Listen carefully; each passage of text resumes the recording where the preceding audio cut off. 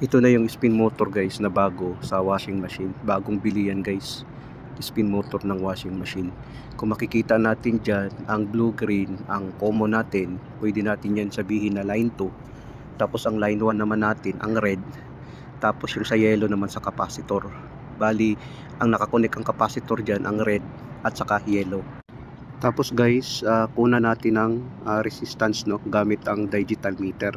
Bali ang blue at saka red, yun na yung line 1 at line 2 natin. Ang reading niya ay 78.4 ohms. Kung makikita natin no, ang ating line 1 at saka line 2. Sa blue naman at saka sa yellow, 103.1 ohms.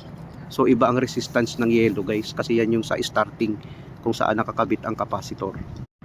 Tapos yung red naman at saka yellow guys, iba naman ang reading niya no, kung makikita natin. 181.3, medyo mataas ang kanyang ohms, ang kanyang resistance. Dahil yun kasi yung sa diagram niya guys, so kung makikita natin.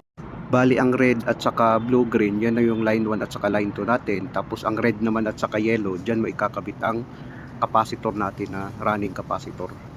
Ganon guys ang connection yan. Bali ang supply niya to 20 volts ang red at saka blue na wire.